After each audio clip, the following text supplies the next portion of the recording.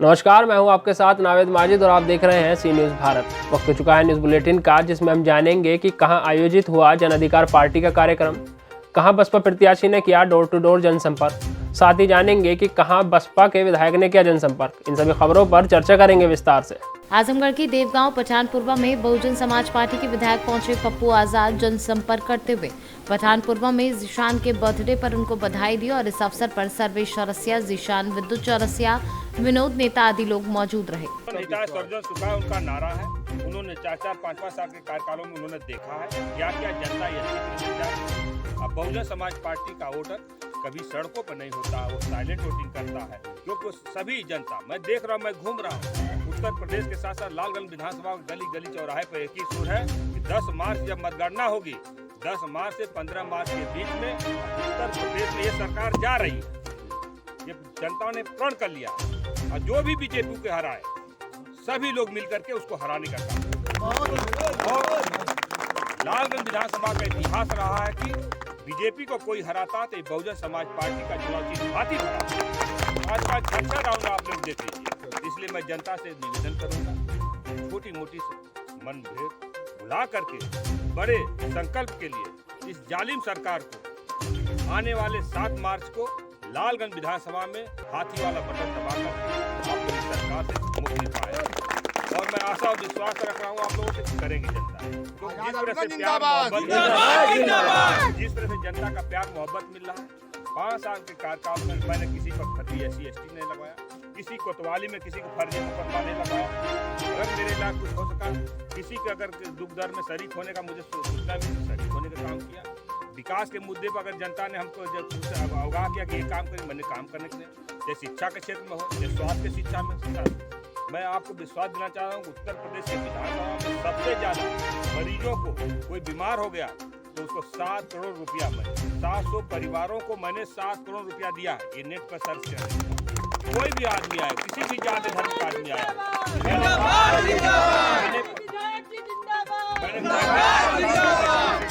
ये नहीं पूछा कि आप किस पार्टी से, मैंने दलगत राजनीति से, धर्म राजनीति से, जातिगत राजनीति से दूर करके लोगों की सेवा करने का प्रयास किया। ये जनता जनार्दन है, आने वाले 7 मार्च में अपना निर्णय लेंगे और निर्णय ले चुकी है कि लालगंज विधानसभा में हाथी चारों तरफ। इसी ने आप मीडिया कर्मी को मैं बहुत बहुत धन्यवाद देना चाहता हूँ। आपका भी सहयोग है, इस सारी सच्चाई दिखाई। मैं चाहता हूँ सच्चाई की जीत होनी चाहिए, झूठे फरेब लोगों की जीत नहीं होनी चाहिए। सच्चाई, जो सच्चाई है उसको आप दिखाइए और उसको करिए। आजमगढ़ से सीनू संवाददाता मोहम्मद सादिक की रिपोर्ट। आज गंगापुर मंडी में आयोजित हुआ जन अधिकार पार्टी का कार्यक्रम, जिसमें सैकड़ों लोग एकत्रित होकर के जन अधिकार पार्टी के प्रत्याशी जितेंद्र कुमार गौड़ को ग्रामीणों ने आशीर्वाद देते हुए जीत की बधाई एवं शुभकामनाएं दी। बहराइच से सीनू संवाददाता राम सूरत यादव की रिपोर्ट। उत्तर प्रदेश में विधानसभा चुनाव के 5वें चरण को लेकर के नामांकन प्रक्रिया तेजी से चल रही है। तमाम राजनीतिक दलों के प्रत्याशी अपना नामांकन पत्र दाखिल कर रहे हैं, जिसको लेकर के आज बाराबंकी में समाजवादी पार्टी के पूर्व मंत्री रहे हाजी फरीद महफूज किदवई ने अपना नामांकन पत्र दाखिल किया है। उन्होंने मीडिया कर्मियों से बात करते हुए कहा कि भगवान शिव की सौगंध, मैं 16 आने जीत कर ही आऊंगा, वहीं भाजपा अपना फल भोगेगी। भाजपा ने नकल में की शुरू की थी, 108, 110, ये सब दोबारा शुरू होंगी और सही तरह शुरू होंगी। बिजली 300 यूनिट बिजली जो है वो फ्री दी जाएगी, सिंचाई फ्री होगी। और सबसे पहले तो हम किसानों की जो समस्या है उसका समाधान करें। 2017 में योगी जी ने वादा किया था कि मैं वहाँ की जो दूध मिले वो चालू करूँगा, लेकिन 2022 तक अभी चालू नहीं पाएंगे। सबसे बड़ी समस्या वहाँ की रोजगार की समस्या है, उससे आपका क्या ध्यान है? देखिए, जो वादे हैं उस पर एक शेर है कि गजब किया तेरे वादे पे एतबार किया और तमाम रात कयामत का इंतजार किया। 5 साल तक लगातार ये हमारी जो जनता है ये टिकटिके लगाए उनको देखती रही है कि तुमने कहा था कि महंगाई कम करेंगे, तुमने कहा था बेरोजगारी कम करेंगे, तुमने कहा था कि हम नौकरियां 2 करोड़ नौकरियां पर ईयर देंगे, तुमने कहा था कि महंगाई और किसान की आय दुगनी करेंगे। आपने कुछ भी नहीं किया, बल्कि ऑन द कंट्री हर चीज उल्टी कर दी। महंगाई बढ़ गई, बेरोजगारी बढ़ गई और सब कुछ बढ़ गया। रामनगर में जो स्थल है आपके जैसे मंदिर भी है वहाँ पे, और भी वहाँ पे मंदिर है, जैसे मंदिर है वहाँ पे आजाद है, उसके बारे में आप क्या कहेंगे कि अभी तक ये हमारे लिए बड़े खुशकिस्मती की बात है कि मैं वहाँ से दोबारा एमएलए होने जा रहा हूँ, जहाँ जोगेश्वर महाराज की भूमि है, क्या नाम पारिजात का पेड़ है। पारिजात के पेड़ के लिए आपको बता दें कि जब पहली बार मैं कुंजेश्वर के मंदिर है वहाँ बता दूं कि जब मैं पहली बार एमएलए हुआ हूँ तो पारिजात की जो भी कुर्सियाँ, जो बेंचेस बनी हैं, जो ब्यूटिफिकेशन हुआ है वो मेरे ही कराने से। ये जो समाजवादी पार्टी ने किया, लेकिन बीजेपी ने अभी तक कुछ नहीं किया 2017 से 2022 तक। अब बीजेपी ने कुछ किया होता तो आज उनकी ये बुरी हालत ना होती। मान है कि आप आएंगे इस बार, पक्का जीत के आएंगे। बिल्कुल सोना नहीं आएंगे। महादेवा का जो पावन भूमि है भगवान शिव की, मैं आपको उनका यकीन दिलाता हूँ उनके बात करके कि रामनगर की भरपूर तरक्की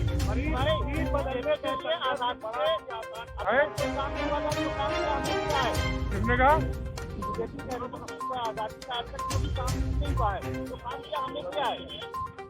वो हिंदुस्तान की जनता को अंधा समझते हैं, ऐसा है नहीं। सब कुछ देख रहे हैं, जनता देख रही, जनता समझ रही, जो कुछ भी हो रहा है वो देख रही। बाराबंकी से सीनू संवाददाता मोहम्मद अरशद की रिपोर्ट। बसपा से प्रत्याशी रामकिशन सिंह सैतवार ने मीडिया से बातचीत के दौरान बताया कि बहन मायावती की सरकार में शासन एवं प्रशासन सुस्त दुरुस्त थी, जिससे आम जन को किसी भी प्रकार की कोई दिक्कत नहीं थी। सभी बहन बेटी सुरक्षित थी और देवरिया से जाति समीकरण से उठाकर हमें सभी जाति को सहयोग मिल रहा है। अगर हम जीतकर विधानसभा में पहुंचते हैं तो पहली प्राथमिकता स्वास्थ्य, पढ़ाई और बेरोजगारी को दूर रोजगार के प्रति कार्य करने का प्रयास किया जाएगा। नगर की देवरिया नगर की समस्याएं बड़ी विकराल हैं। जाम की समस्या सबसे विकराल है, जल जमाव की समस्या सबसे बड़ी विकराल है। यहाँ जल जमाव की व्यवस्था उल्टी व्यवस्था हो गई है। सारे इंजीनियर फेल हैं कि कैसे जल जमाव की समस्या दूर हो।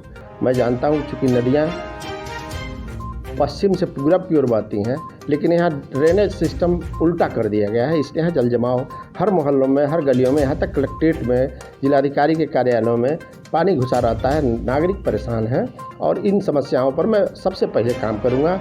नगर के चौराहों का सुंदरीकरण, जाम की समस्या के बाद जो है और गाँव की समस्याओं में पानी, नाली सब व्यवस्था में कराऊँगा। देवरिया जनपद का एक बस स्टेशन है जो कि पूरी तरह से भवन जर्जर हो चुका है। किसी भी जनप्रतिनिधि का इस पर ध्यान आकर्षित नहीं हो रहा है। जी, इसके लेकर आप क्या कहेंगे? देखिए, यह भवन जो है जर्जर हो चुका है। सबसे बढ़िया उच्चीकृत भवन का निर्माण कराने का प्रयास करूंगा और इसके लिए काफ़ी बजट, अगर हमारी सरकार आती है तो बजट अलाट करके बहुमंजिली भवन जो बनाऊंगा। जैसे कर्नाटक वगैरह में घूमा हूँ, कम जगह में बड़ा भवन बन सकता है। बसों के लिए आने जाने का जगह कम नहीं है, ज़्यादा है, कम नहीं है, वहाँ बहुत सुंदर बस स्टेशन बन सकता है। उसके लिए मैं प्रयास करूँगा। जनता के बीच आप जा रहे हैं जी, बहन जी का संदेश लेकर। जी, किस तरह का जनता से समर्थन मिल रहा है आपको? व्यापक समर्थन, जन समर्थन हमारा मिल रहा है। हमारी पार्टी सर्वजन समाज की पार्टी है। सर्वजन से मेरा समर्थन व्यापक मिल रहा है। लोग वर्तमान सरकार की नीतियों से उबे हुए हैं। बेरोजगारी से जनता परेशान है, बेरोजगारी और धन के अभाव में व्यापारी परेशान है। व्यापारियों का क्रय विक्रय एकदम कम है, इसलिए कि नीचे पैसा तो है नहीं, किसी के पास रोजगार है नहीं। रोजगार बढ़ाने का मैं अवसर दूंगा और उसका प्रयास करूंगा कि नीचे पैसा आवे ताकि रोजगार बढ़े और व्यापार भी बढ़े। देवरिया से सीनू संवाददाता ज्ञानेंद्र नाथ मिश्रा की रिपोर्ट। सिद्धार्थनगर भाजपा पार्टी को छोड़कर बसपा पार्टी में आए राधा रमन त्रिपाठी, जो बसपा पार्टी के प्रत्याशी घोषित होने के बाद शौरतगढ़ विधानसभा क्षेत्र में जनसंपर्क कर रहे हैं। बसपा प्रत्याशी पंडित राधा रमन त्रिपाठी ने डोर टू डोर जनसंपर्क किया। शौरतगढ़ विधानसभा के गौरा बाजार में बसपा प्रत्याशी पंडित राधा रमन त्रिपाठी ने वोट मांगे और डोर टू डोर जनसंपर्क किया। वहीं बसपा प्रत्याशी ने क्षेत्र के दर्जनों गाँव का तूफानी दौरा भी किया। बसपा ने आपको प्रत्याशी बनाया है, तो किस उद्देश्य से आप क्षेत्र में भ्रमण कर रहे हैं और जनता का कितना सहयोग मिल रहा है आपको? प्रत्याशी बनने के पश्चात जब कल सूची जारी हुई तो जब मैं क्षेत्र में निकला, जनता का मिल रहा अपार स्नेह और आशीर्वाद इस बात का द्योतक है कि जनता निर्णय ले चुकी है, बस सर्टिफिकेट उनको देखना बाकी रह गया है। आप अपने आप को कहाँ मानते हैं, मतलब जीत के कड़ी में कितना आगे मानते हैं? मैं पूरे जीवन समाज सेवा किया हूँ और उस सेवा के परिप्रेक्ष्य में जब मैं गाँव में जा रहा हूँ, कस्बों में जा रहा हूँ, जनता से मिल रहा हूँ, हर वर्ग का, हर जाति धर्म राजनीति से ऊपर उठकर इस समय सोहरतगढ़ की जनता इस सोहरतगढ़ के सोहरत को चरम पर पहुंचाने के लिए मुझ जैसे सामाजिक कार्यकर्ता पे जो विश्वास कर रही है उसका मैं ऋणी हूँ। जिस प्रकार का अपार जन समर्थन इस समय मुझे मिल रहा है, मैं सबके चरणों में कोटि कोटि नमन करते हुए प्रदेश में 5वीं बार बहन सुश्री मायावती जी को अपने इस उत्तर प्रदेश का 5वां बार मुख्यमंत्री बनाने के लिए प्रण प्राण से लगा हूं।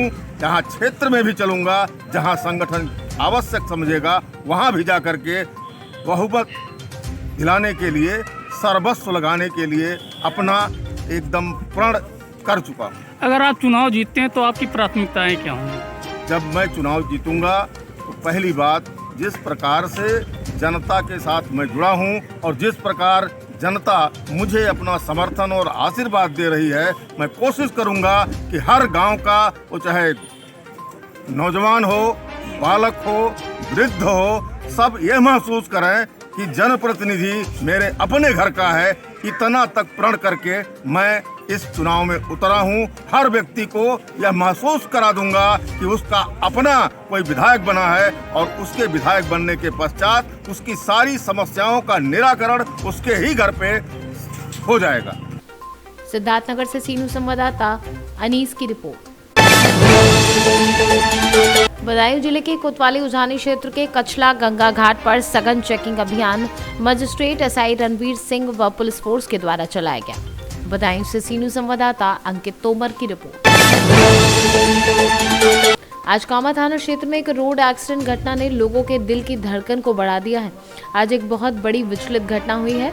दोपहर को उत्तर प्रदेश की तरफ से कामा की तरफ ब्रज यात्रा पर आए टेम्पो से श्रद्धालुओं की एक कामा की तरफ से उत्तर प्रदेश सीमा की तरफ से जा रहे ओवरलोड ट्रक से आमने सामने भिड़ंत हो गई।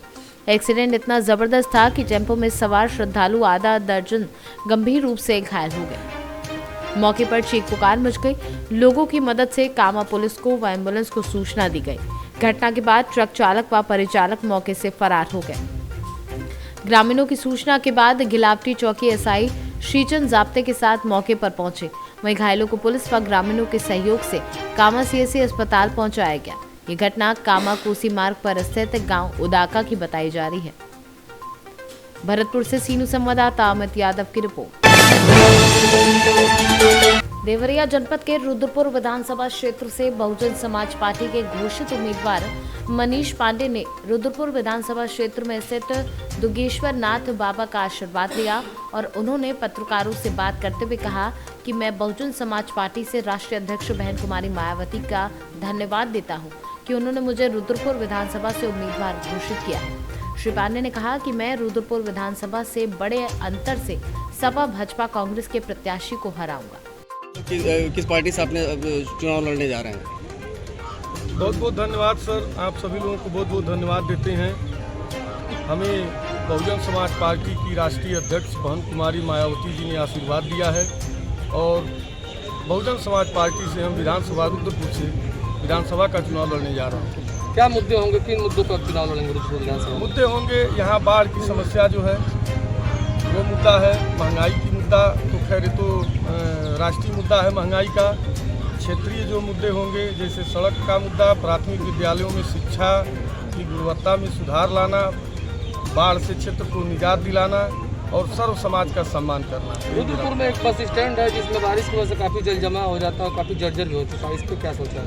इसमें रुद्रपुर बस स्टैंड पानी से जल जमा हो जाता है, भर जाता है रुद्रपुर बस स्टैंड। जहाँ जो बस स्टैंड जो भर गया है उसकी जल निकासी की व्यवस्था कराई जाएगी। जरूरत जहाँ लगेगा वहाँ रेगुलेटर बनवाएंगे। रोड से नीचे है, वो बहुत ज़्यादा नीचे है, बारिश का पानी से भर जाता है। अधिकारी लोगों के माध्यम से जैसे भी हो सकेगा उसका निवारण करेंगे। आप एक ऐसे विधानसभा सीट से चुनाव लड़ रहे हैं जहाँ पे कद्दावर भाजपा नेता और वर्तमान समय मंत्री भी है।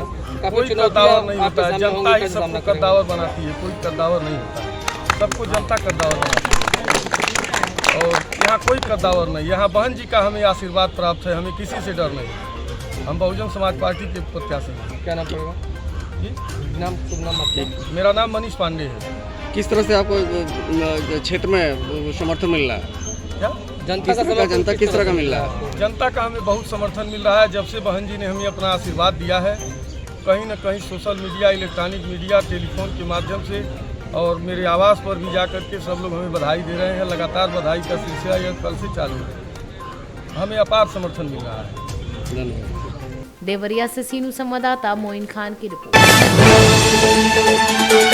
फिरोजाबाद के थाना नारखी क्षेत्र अंतर्गत ग्राम फतेहपुरा में विगत 8 जनवरी को ओलावृष्टि से किसानों की फसल बर्बाद हो गई थी। ग्रामीणों का आरोप है कि आज तक नुकसान का आकलन करने के लिए लेखपाल गांव में नहीं आए हैं तथा गांव में कोई भी विकास कार्य नहीं हुए हैं। गांव में गंदगी व खड़ंजों पर गड्ढे व जल भराव है और इसी बात के विरोध में गांव के लोगों ने स्कूल के पास धरना प्रारंभ कर दिया है तथा चेतावनी दी है कि यदि आज हमारी समस्या का समाधान नहीं किया जाता तो कल कोटला फरेहा मार्ग को अवरुद्ध करके जाम लगाया जाएगा तथा चुनाव में बहिष्कार के पोस्टर भी लगा दिए गए हैं। क्या नाम है आपका? कहाँ के रहने वाले हैं? क्या मामला है, क्यों हंगामा हो रहा है आपके गांव में? हंगामा ये हो रहा है कि हमारे यहाँ ओलावृष्टि हुई है जी, उसमें बहुत नुकसान है। कितने % नुकसान है? 80 से 90%। कौन कौन सी फसलों में? आलू में जी और अपने मिर्च में जी जी। आज क्या कर रहे हैं? आज हड़ताल कर रहे हैं हम लोग। अच्छा क्यों पटवारी आया नहीं लेखपाल जी, सर्वे करके ले नहीं गया है। जी जहाँ होने नहीं दे रहे वहाँ के मुआवजा के भी कर रहे हैं।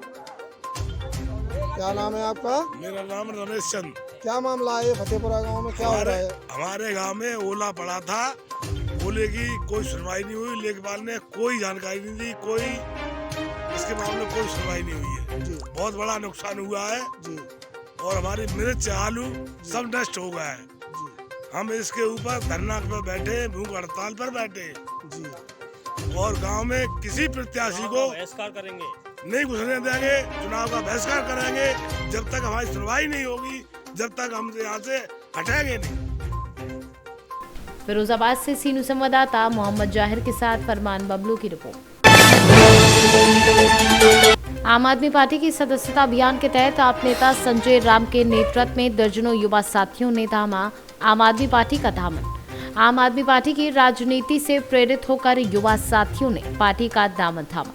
झारखंड में भी आम आदमी की जरूरत है। मौके पर उपस्थित प्रमंडलीय प्रभारी किशोर सिन्हा, सह प्रभारी सुधीर कुमार व ललन चौधरी ने सभी लोगों को टोपी पहनाकर पार्टी की सदस्यता दिलाई। पलामू से सीनू संवाददाता अमित कुमार शर्मा की रिपोर्ट। उत्तर विधानसभा क्षेत्र के कांग्रेस प्रत्याशी विनोद बंसल को जनसंपर्क के दौरान क्षेत्रवासी हाथों हाथ ले रहे हैं। रविवार को मंगलम स्टेट, पुष्पांजलि फेज 3, पदम प्राइड, आवास विकास बोदला, लॉयर्स कॉलोनी, राधानगर, केके नगर, सेंट मेरी स्कूल और खंदारी क्षेत्र में जगह जगह विनोद बंसल का स्वागत हुआ। विनोद बंसल ने कहा कि महंगाई को घटाने और व्यापारियों की आवाज उठाने के लिए कांग्रेस का सत्ता में आना जरूरी है। आगरा से सीनू संवाददाता अनुज उपाध्याय की रिपोर्ट। अखिलेश यादव की जनसभा में राष्ट्रीय महासचिव को आया गुस्सा। अखिलेश यादव और राष्ट्रीय महासचिव रामजी लाल सुमन के बीच चाचा भतीजे का रिश्ता आज भी कायम। बाव विधानसभा में सपा प्रत्याशी के समर्थन में हुई जनसभा में चाचा का गुस्सा आया सामने। संबोधन के दौरान बातचीत करने पर चाचा रामजी लाल सुमन ने प्रत्याशी और जिलाध्यक्ष जितेंद्र वर्मा को डांटा। आगरा से सीनू संवाददाता विनय कुमार बघेल की रिपोर्ट। बिहार जागृति संकल्प के संस्थापक अध्यक्ष रणवीर कुमार सिंह व थानाध्यक्ष राजेश कुमार सिंह ने रविवार को संयुक्त रूप से फीता काटकर सिनेमा हॉल रोड में मधुबन मोबाइल सेंटर का उद्घाटन किया। उक्त अवसर पर बोलते हुए श्री सिंह ने कहा कि सुदूर देहाती इलाकों में इस तरह के मोबाइल की दुकान खोलने से डिजिटलाइजेशन को बढ़ावा मिलेगा। जी, आज मधुबन के सिनेमा हॉल रोड में मधुबन मोबाइल सेंटर, इसके प्रोप्राइटर श्री अमित शर्मा जी और परमानंद जी हैं। मैं इन दोनों को इतना बढ़िया मेडिकल मोबाइल शॉप खोलने के लिए इनको बधाई देता हूं और शुभकामना देता हूं। कि मधुबन जैसे गांव देहात और दूर दराज के एरिया में जिसके डिजिटलाइजेशन की बात हमारी सरकार करती है, उसको बड़ी मजबूती से, जिसमें कि मोबाइल और लैपटॉप आदि चीज़ों का बड़ा योगदान है, उसको गांव देहात में तक पहुंचाने के लिए ये लोग जो है माध्यम बन रहे हैं। तो हमारी पूरी शुभकामना इनके लिए है कि बहुत अच्छे ढंग से इसको चलाएं और डिजिटलाइजेशन का जो संकल्प है भारत सरकार का, आदरणीय मोदी जी का, बिहार सरकार का, उसको मजबूती से गांव-गांव तक और पहुंचाने का काम करेंगे। इसी शुभकामनाओं के साथ पुनः दोनों बंधुओं को बहुत बहुत ढेर सारी बधाई और शुभकामनाएं। मोतिहारी से सीनू संवाददाता राकेश कुमार पांडे की रिपोर्ट। सहरसा सोनबरसा राज प्रखंड के बसनई थाना क्षेत्र अंतर्गत रघुनाथपुर पंचायत के वार्ड नंबर 11 जमुनिया में वार्ड सदस्य चुनाव को लेकर मारपीट में 3 लोग जख्मी हो गए। वहीं पीड़ित ने बसनई पुलिस को आवेदन देकर उचित कार्यवाही करने की मांग की है। क्या हुआ, कैसे कैसे मामला है? मामला सुबह सुबह हम सोए हुए थे तो मेरे भाई को अकेले पकड़ के वो लोग मार रहे थे। उसमें हम आए तो उन्होंने गाड़ी से रड निकाल के हमारे कानों पे मार दिया। उसका कौन मारा, नाम नहीं है उनका? मुकेश और बीरन, एक आदमी पकड़ा था, मुकेश मारा था, बीरन पकड़ा था, मुकेश। कौन मामला लेके मारा? वही कल के लड़ाई लेके हम लोगों को मारा है। कल कंप्लेन किए थे, पुलिस वाले आया, कुछ नहीं बोला और इसीलिए आज वो लोग हम लोगों को मारने। तो कंप्लेन थाना में क्या हुआ था? कंप्लेन किए थे कल थाना में, बोला शाम को आएंगे, लेकिन शाम को आया नहीं था। नहीं आया? नहीं। आवेदन दे दिया था? आवेदन दे दिए। लड़ाई झगड़ा के बारे में? लड़ाई झगड़ा के बारे में दे दिए। कौन थाना में आवेदन दिया था? बसनई थाना में। क्या नाम है तुम्हारा? हमारा नाम रितेश कुमार है। पापा के? अशोक में। घर? संतनगर जमुनिया। जिला? सहरसा। थाना? सहरसा से सीनू संवाददाता मृत्युंजय कुमार की रिपोर्ट। पुलिस उप महानिरीक्षक पुलिस अधीक्षक जनपद सुल्तानपुर डॉक्टर विपिन कुमार मिश्रा द्वारा विधानसभा निर्वाचन 2022 मतदान हेतु जनपद सुल्तानपुर से प्रथम, द्वितीय एवं तृतीय चरण के मतदान हेतु पुलिस लाइन सुल्तानपुर में अधिकारी कर्मचारी गण की ब्रीफिंग की गई। सुल्तानपुर से सीनू संवाददाता मनोज पांडे की रिपोर्ट। फिलहाल के लिए इस न्यूज़ बुलेटिन में इतना ही। देश और दुनिया की तमाम खबरों के लिए देखते रहिए सी न्यूज़ भारत।